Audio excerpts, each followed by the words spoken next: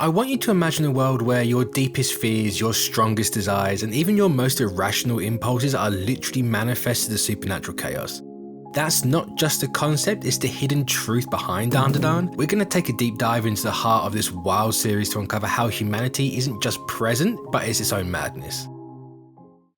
DanDaDan on a surface level is this funny little shonen anime with a bit of romance, a decent amount of action, and a few horror elements here and there.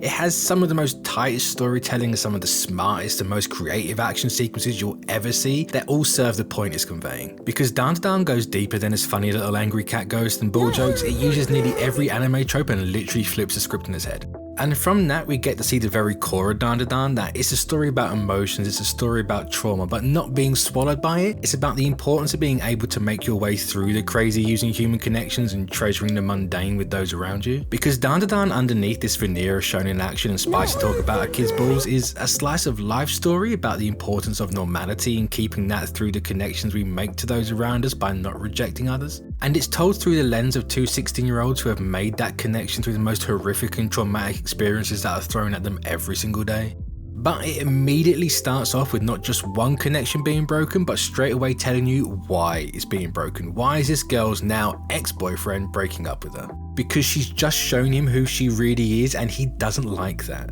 And that's all we as an audience need to know to immediately understand who Momo is as a person. She's assertive, she's outwardly confident, she's willing to stand up for herself, but later on we're told she's hiding just a tiny piece of who she is.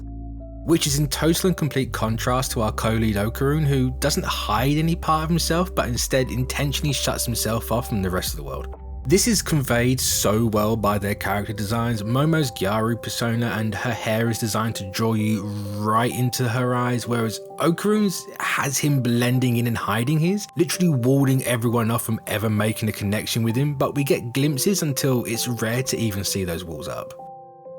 And Okarun has this other side to him thanks to the Turbo Granny powers, because the powers in this series serve more than just the usual shonen flair. They're active character development. They drag out the worst part of who he is as a person, the side of himself that he would hate the most, and using that as a way to push himself forward and protect those around him, turning a weakness into a strength.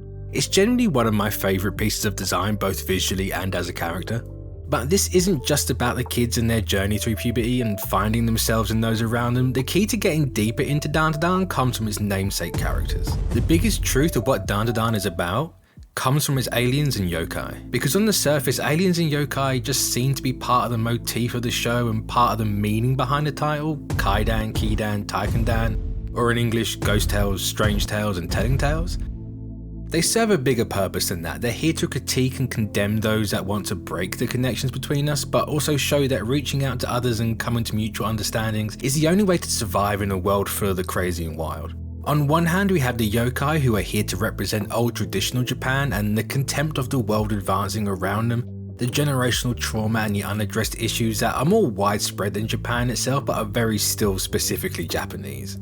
And the aliens, specifically the Sepoians, are the salarymen, that modern day incel culture that quite literally wears this cold, dead-eyed, smiling, unassuming face with no major distinctions between one another, so that they can just blend into the background so they can commit these horrific acts on those weaker around them. And it's for this very point that both Turbo Granny and the Serpo are the first to be introduced. They're here to show us this divide and this struggle that all kids face in their daily lives. It's an active critique on modern day culture in Japan for the younger generation. And once you start seeing DanDaDan from this angle, you can piece together why almost every arc ends in a dinner scene, and why it always comes back around to these moments at the Ayase household or the school. Connections and normality. These two moments ground the wild and craziness of the world of DanDaDan.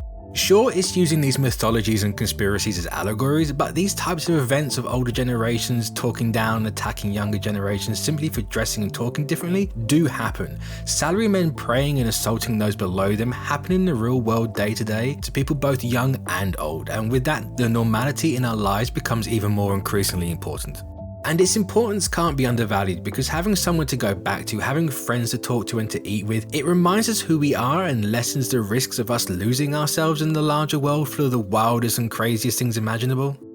It's trying to teach the lesson of how to create these connections through kindness and compassion, and it's when these connections aren't made that you start to lose bits and pieces of yourself. The rejection and the anger starts to set in, and how that will twist and warp a soul into becoming something unrecognizable.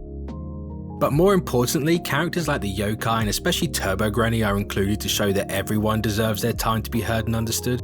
Because actions without context are distorted and the intention behind them are lost, the series takes Turbo Granny the first moment it gets and puts her in a situation where over time she has to learn this lesson herself. It's why we have the yokai, it's why every yokai has a tragic backstory, it's why they're all women and children, they're the most vulnerable in any society. It's these small moments of spelling out exactly what it's trying to say, and none of them are more spelled out than the Acro Silky. I'm trying to keep this anime only, so please don't spoil anything.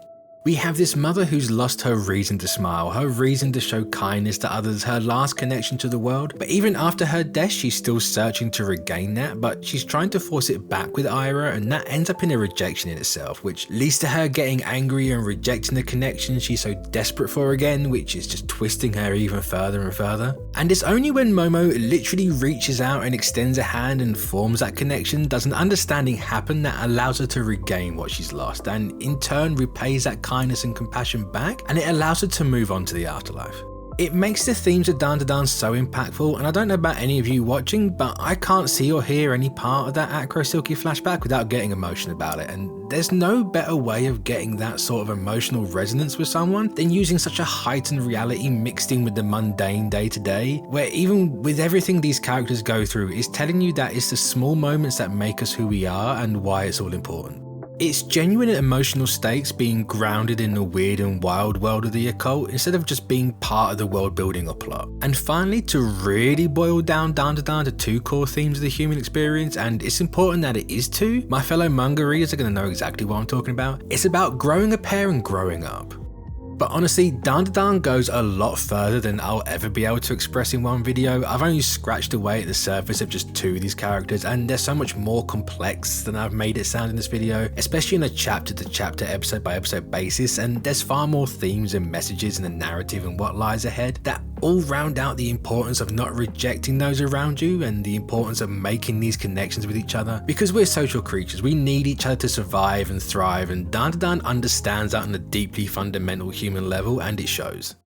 And on that note, let me say thank you so much for watching. If you made it this far, leave a like, tell me how you feel about everything, let's have a healthy conversation in the comments. And if you want to see more of this type of video, subscribe to the channel. We've got some great anime conversations on here with the Pro and Noob podcast, and I've got some more cool things coming down the pipeline.